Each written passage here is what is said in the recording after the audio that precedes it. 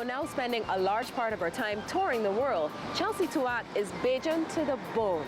This 20-year-old former St. Angela's and Queen's College student is now representing Barbados on tour as a professional surfer on the World Women's Championship Tour.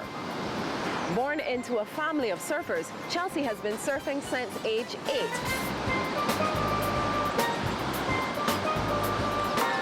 My big brothers, they got me into surfing. They were good surfers as well as my dad, and they would always go and leave me at home on a weekend, and I begged my mom to let me get surf lessons because I wanted to do whatever they did. And I started with my sister at Zed Layson Surf School, and after that it just became a family thing. Every weekend we'd pack up lunch, go to the beach, surf all day. We'd all be in the water, Mom would be on the beach filming us, cheering us on, you know, sun tanning. So I think that's where my love from surfing came, because it was such a family-oriented thing, and it brought me a lot of happiness. We were always close to the ocean. We'd spend summers at a beach house down Cattle Wash, so that's how it all started, and I just never looked back. We have 2 boys and 2 girls, but I had my first 3 children very close together. And then 6 years later, in 1995, I found out I was pregnant again, having sold all of the baby stuff that I had, you know. And Chelsea came, and she really has brought so much joy into our lives, you know. She's really tough, I think, because she has the older siblings that, you know, and she's always wanted to be like them and to do whatever they were doing. When she was just 10 years old, I remember some people were hesitant, you know, because she was only just beginning to surf and to really do maneuvers. But I saw it as an amazing opportunity, and you know, it was there that Chelsea's dream began of becoming a pro surfer, when she saw what it took to become a pro surfer, how good the other girls were. So, you know, as a manager, that's what I've tried to do, encourage her, seize what other opportunities, and try to, money was tight, it wasn't easy, but you know, God is good, and I just tried to find ways and means of helping her to take advantage of every opportunity that came along. And I was speaking to a former national champion, Peter Hill, who lives at Bashaba, and who has always believed in Chelsea and encouraged her. He was actually her first local sponsor, bringing in boards for her, top class boards from Hawaii. And he said, Margot, Chelsea needs to spread her wings. She needs to go to California. That is the heart of the surf industry. And Chelsea was between minds. She was thinking of only taking her surfing career until she is out of the juniors. And I spoke to her and I said, how about going to California and just seeing where your surfing takes you? And she was actually really keen. So as soon as she finished her CXCs, it just so happened that we met a California family who were on holiday in Barbados, and we became very close. And they live in California, and they have 2 boys. And they said, you know, Chelsea can stay with us anytime. Who tell them say that? Because as soon as we made up our mind, I called them and I said, would you like to have Chelsea for some time? And they welcomed her with open arms, and they are still her California mom and dad. And yeah, it was hard to let her go, but by the same token, I knew that she needed to do that, and we always kept in touch. And I felt that I was doing the right thing, and it has proven to have been the right move, because she did the NSSAs, and then she was able to get into the World Surf League Junior Pros, and she became the North American champion the very first year she was there. Yeah, my parents have been phenomenal, you know, my mom got me my first surf lessons, and she's been driving me surfing every day after school.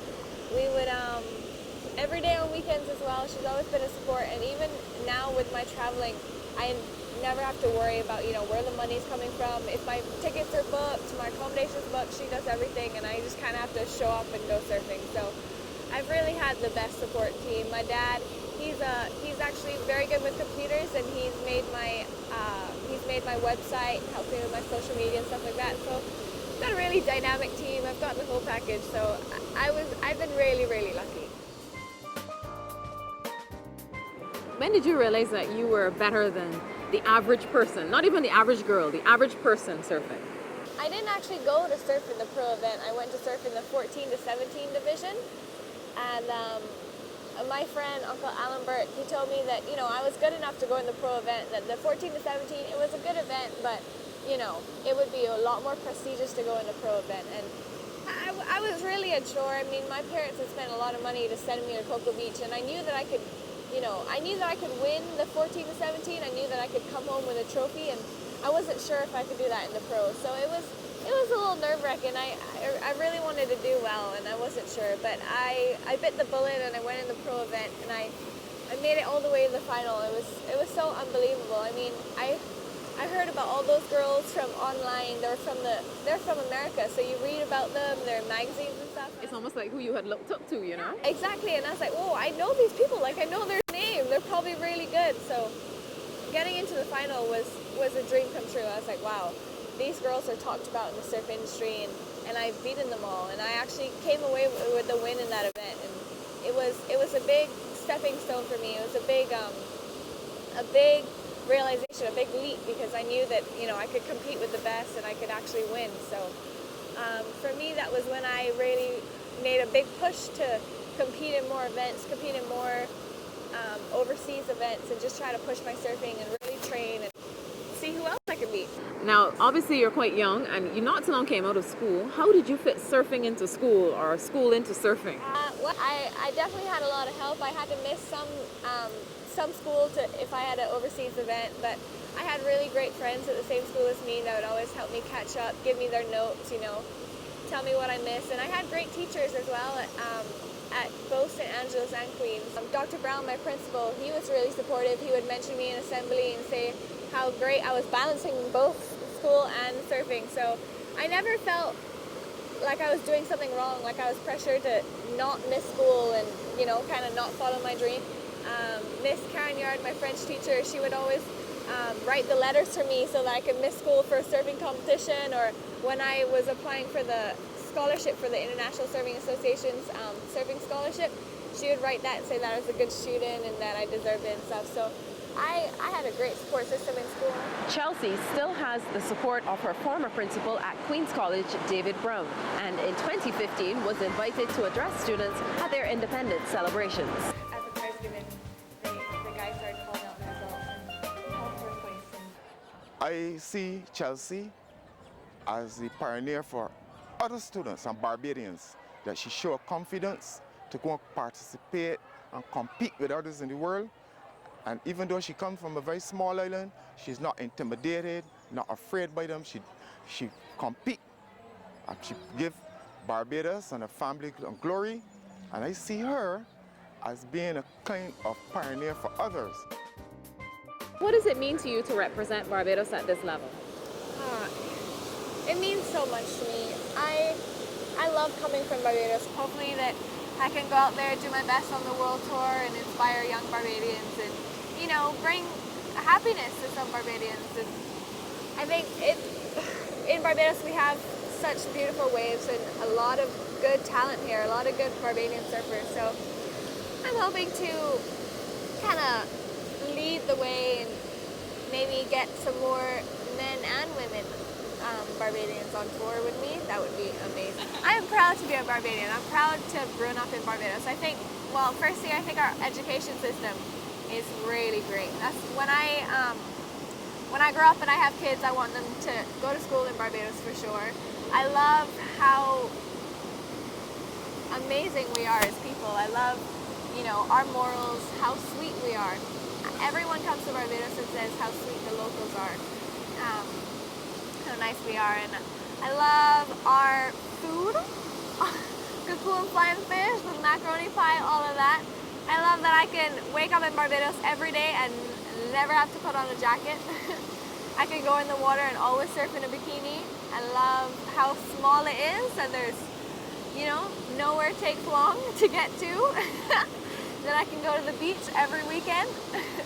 So everything about Barbados, I'm proud to be a Bajan. In terms of staying fit and strong as a surfer, I'm sure it's mental, but then there's a certain level of physical you also have to do other than hitting the waves. Tell us about that side of it. I usually train every day in the water, but I also have a personal trainer, George Griffith from Surfside. He trains me very hard. Yes, he's very, very good. I'm really happy to be training with him, but he's not easy. He's definitely going to get me fit and ready for the new year. I have no doubt about that. So I have that aspect of it as well, and just kind of eating right, eating healthy, a lot of fruits and vegetables, you know, a lot of fish, and keeping it simple.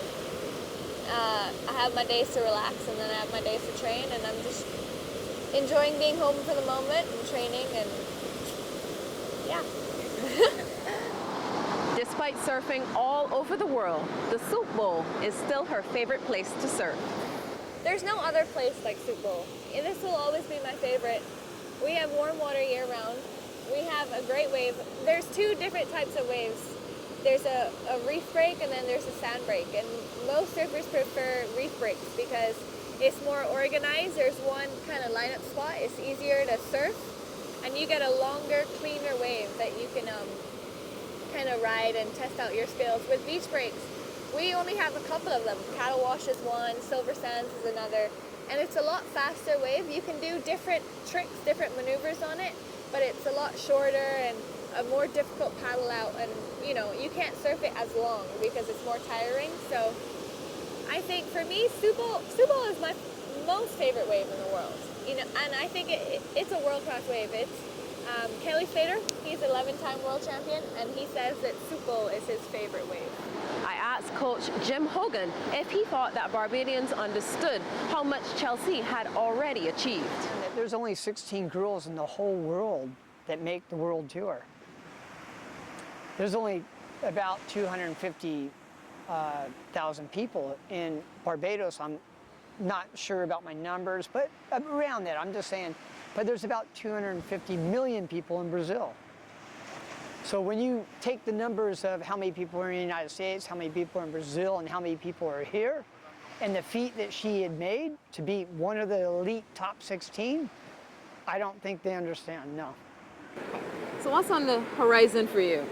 Short term, medium term, and long term? Right now, I'm going to be traveling to places like Australia, Fiji, Brazil, Hawaii on the Women's World Tour. I'm hoping to be a professional surfer for as long as I can, to travel to most places, and then to hopefully one day be a world champion. That's medium term, and then long term I want to come back home, and after I retire, after I can't be a competitive surfer anymore, come home, maybe open a high performance camp, because right now I'm still studying nutrition, so I'm hoping that my nutrition and my athletic background will help me kind of open a, because we don't really have a high performance camp here where like all athletes can come kind of train if we have a pool, a gym, and then the nutrition background to help. And I know there's a lot of people that are interested in helping me as well, that I think it's a good idea. So I think it would be cool to come home, kind of help our athletes and stick in that sports, you know, kind of industry. Rookie of the Year is our goal, to be Rookie of the Year. That's a big honor.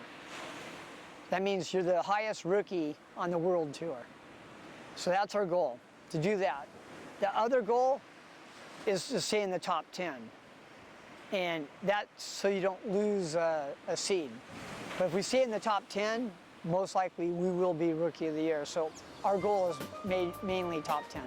I just wanted to thank my support team. I have my coach Jim Hogan that's going to be traveling with me next year. That's helped me a lot, helped me to get where I am today. My wonderful sponsors. Roxy has been my sponsor since 2008. Chifette recently came on board and sponsored me. Suzuki Caribbean has been a big help, as well as Sol. So I'm thankful to them all, and I'm excited for the new year.